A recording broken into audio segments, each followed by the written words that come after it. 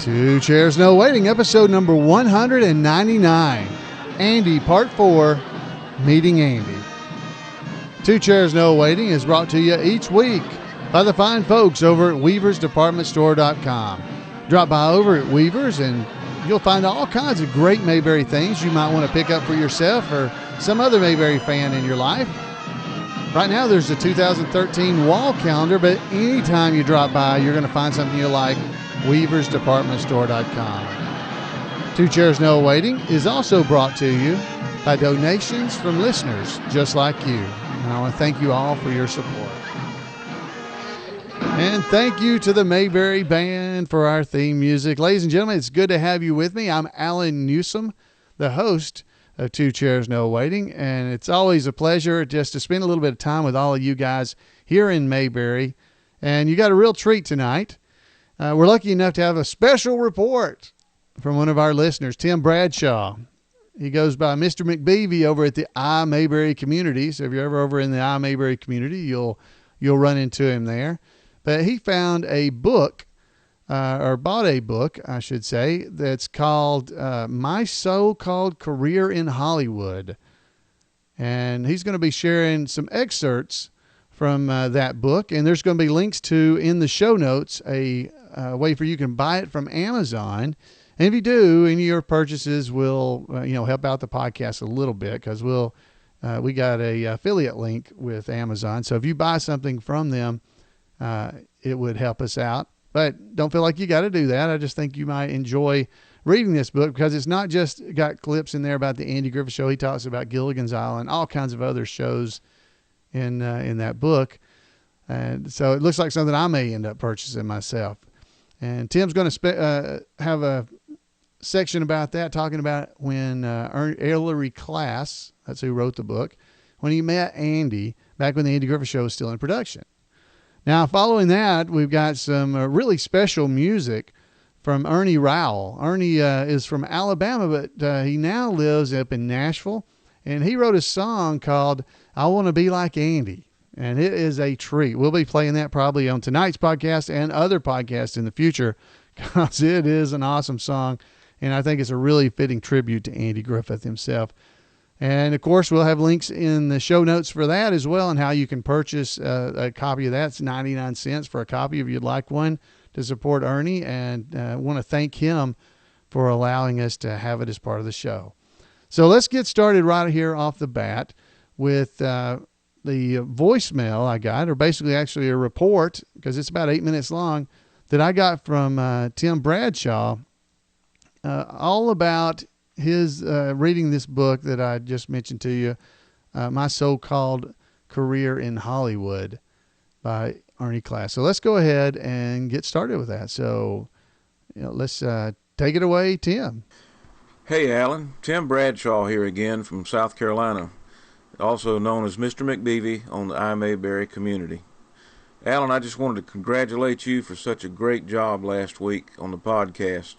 That issue of E-Bullet was one of the greatest ever. I just really enjoyed all of the personal stories written by those and comments written by those that knew Andy and worked with him. And after reading the E-Bullet and watching the podcast and listening to it, it reminded me of a book I had read myself a few years ago called My So-Called Career in Hollywood. This was written by a young screenwriter named Ellery Klass, and it was about 1967. And in one chapter of his book, he talks about a visit to the old 40-acre backlot in Culver City, where he approached Andy Griffith one day in an attempt to give him a pitch for a story that could be used in the Andy Griffith Show. And he talks about the day that he went out there with his manager, a man named Ray Holloway. And just wanted to, if I could, just share this with you. And I thought it would just be so interesting. A little look into a day in the life of Andy Griffith, meeting a person he didn't know, just to show you what kind of a person he was. Ellery writes, "We walked up the street to the courthouse, side by side, not saying a word, and stopped behind the crew, watching as they filmed a scene with Andy and little Ron Howard in front of the courthouse. After about 15 minutes, he heard, "Howdy, boys." I looked up and saw Andy Griffith waving as he walked over, all smiles, saying, "Welcome to Mayberry." And then in this next little part here, I would like for everybody to listen to this closely, because this really, I think, it describes Andy Griffith the way we know him, the way we think he was, and I think the way he really was, because this was a time when he was busy working on a set, and he could have probably been pretty nasty to be interrupted, but this is what happened. He said after Andy had welcomed him to Mayberry, he said his manager, Ray, threw on a salesman smile and greeted Andy. Then he introduced me as his star client, a brilliant young writer with a head full of great ideas. And Andy shook my hand eagerly and looked at me dead in the eyes. In an instant, I could see clear into his soul. He was a genuine article, bereft of ego and attitude. He was completely unaffected, honest, pure, a man of his word, in short, someone who had no business being in the business.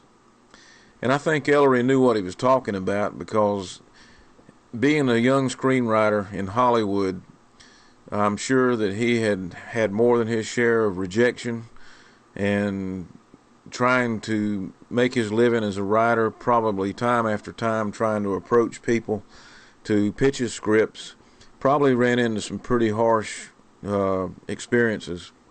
But that didn't happen when he met Andy. He said after he was introduced to Andy, Andy said, "Let's go for a walk, young man." And he threw his arm around my shoulder and leading me off away from Ray and the film crew. Said they strolled past the Mayberry Church and up the small street lined with houses.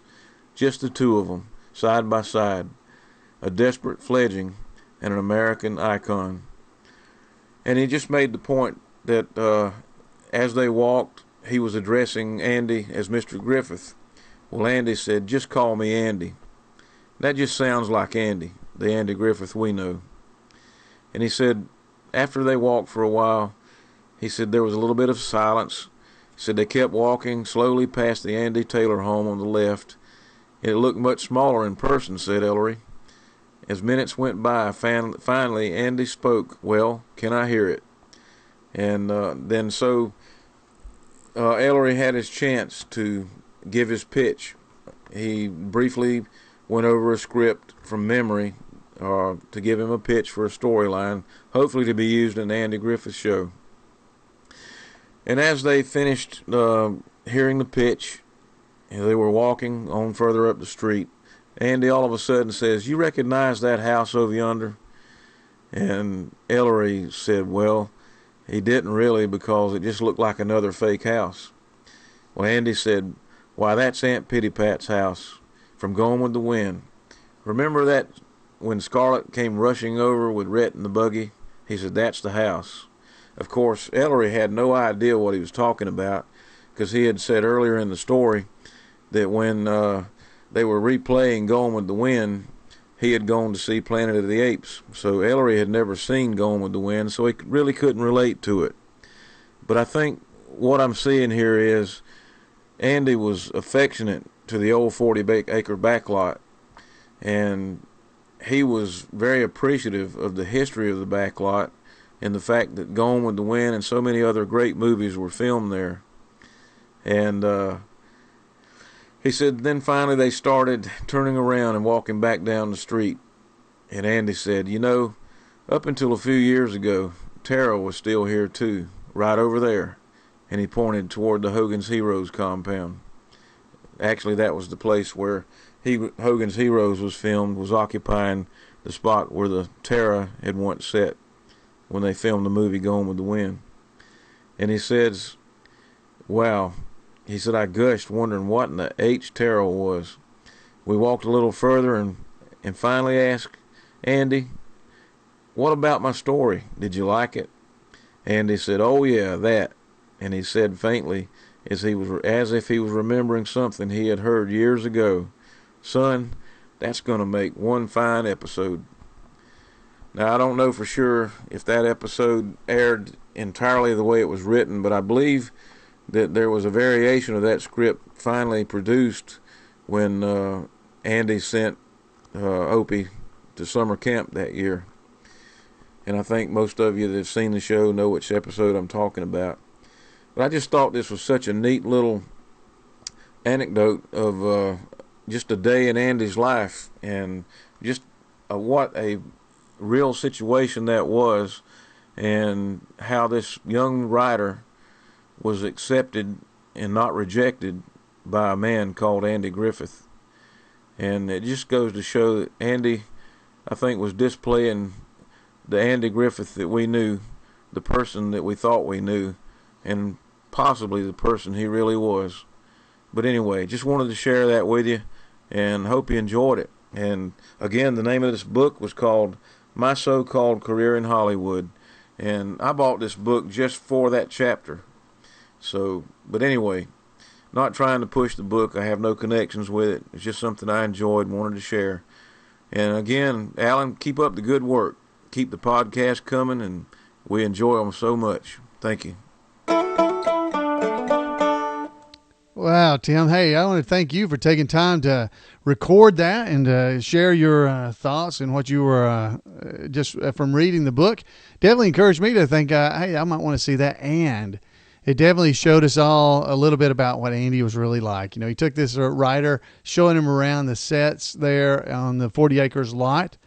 And now, if you haven't ever seen those, if you head over to a website called, it's called retroweb.com, there's a section of 40 acres there. Now, if you go to the show notes for this episode of Two Chairs No Waiting, it'll be episode number 199 of Two Chairs No Waiting. You'll find a link to that, and I've linked to it before. RetroWeb has all kinds of awesome stuff about the 40 Acres site, and including an entire section about all the Andy Griffith Show stuff and photos and images that are just, you just won't find anywhere else. You can see beautiful shots of the churches, the residents, and you can purchase those, by the way. I feel like I'm selling a lot of stuff today. I'm not meaning to do that. But they have all kinds of stuff over at the 40 Acres website. They got at the 40 Acres site on RetroWeb. They have stuff about Desilu, Going with the Wind, everything. So I definitely encourage you to go over there and read some about about what Ellery was talking about from Tim sharing it with us. So I definitely want to encourage that, and you can go look at the pictures. They're awesome as well. But it really was nice to see how Andy treated him, and Andy walked around with him. And I do wonder, was that the episode, when Andy had been off with the rich folks and, Barney, the Baked Alaska, that whole story? Was that when that was? So anyway, hey, Tim, I really do want to thank you for taking time to do that. That means a lot, that you enjoy the podcast enough that you want to be a part of it and contribute. And that really, really does mean a lot to me, and I want to thank you for it. Now, next, folks, we have got some great stuff here from a fella named Ernie Rowell, Rowell. And he has recorded several years ago, he told me, this is not something new, but he had recorded a album that he included a song on called I Want to Be Like Andy. Now, you can go to ernieraowell.com, R-O-W-E-L, Rowell, and there's links there. If you click on music, you'll actually see this CD. You got to scroll down a little. The CD was called Favorites, and it's got the original song called I Want to Be Like Andy. Now, that's what we're fixing to hear, and we're going to kind of close out the show when we hear it in a few minutes. Not yet. But I definitely want to encourage you guys. He's also got a place where you can go, and the link will be in the show notes, and you can buy the song if you like it, and support him for being a part of us. Let's see, I'm pulling it up here so I can see. It's 99 cents for an MP3, and I think you're really going to enjoy it. Before we hear from him, because I think I want to close out the show using him, I want to read a few more of the memorial notes that we got about Andy posted on the website, and I think you'll like some of these. This one says, thinking back, I first caught wind of the Andy Griffith Show somewhere in the late 1960s. It's been a part of my life since. The show, its characters, its positive wholesomeness, and wholesome values the storylines gave us, truly television at its finest. Andy Griffith has given me not only enjoyment, but also a sense of well-being and directions in life that helped me be grounded and keep me on the right track. To thank all of that from a half-hour television series. Thank you very much, Andy. Here's another one. Maybe now Andy Griffith will truly comprehend the overwhelmingly positive impact he had on millions of people. People love the Andy Griffith Show because it offered hope in an unsure and sometimes lonely world. Once a good friend asked me where I would like to go if I could pick a place in the whole world. I, of course, said Mayberry. May his family and friends take comfort with all the love and comfort he left behind. There's just so much in here. This person wrote, Cindy, I'm sorry. I'm so sorry. Your husband provided so much strength in my faith and morals growing up and still does today. My parents divorced when I was around Opie's age, and I chose to live with my father, who was not the Andy we know. Fortunately, God gave me a cousin who introduced me to the Andy Griffith Show. This was in the 1970s, and I saw how a father should raise his kids. My wife and I have been married for 26 years, and we have 3 daughters, and all 3 were out of town when they heard the news of Andy's passing. All 3 of my daughters were texting me to make sure I was all right. I cried like a baby. My wife and my daughters have great memories to cherish, skipping rocks at Myers Lake in California, spending a day in Mount Airy, and, of course, a full set of memories from the DVDs and playing the trivia games. Quotes from the show are quoted numerous times each day in our family, but what a great Christian example he has provided for not only me and the 4 ladies in my life and family, but for everyone. What a truly decent man. And we'll read one more. I came from a severely broken home. I'd watch the Andy Griffith Show and wish many a night that I was Opie or one of the other kids on the show who had a good home. Andy was a perfect example of a father, a great example of how a man should be. Very stable-minded, upstanding man, and America cried the day he died. There will never be another like him. Friends, there are so many testimonies like that from fans of Andy on the imayberry.com website. If you go there, they're still there. They will be there, and you can still leave comments if you'd like to. But I just think, I think we've done, this is our 4th episode, kind of just remembering Andy. And we'll continue to remember him because we're talking about the Andy Griffith Show. But hopefully, I feel like we've done a pretty good job just covering just what he has meant to everybody and what kind of person he was, as we heard today, and just all the memories that some of the fans and others had about Andy. So, folks, I hope you've enjoyed that. Now you got a special treat, and we're going to close out the show with it. This is Ernie Rao singing I Want to Be Like Andy. And we'll see you guys next week.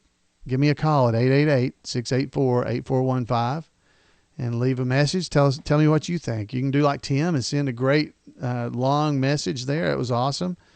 Or you can email me at floyd@imayberry.com. You know the other ways, so I'm not going to go into them all. And folks, we'll see you guys next time. Enjoy the song.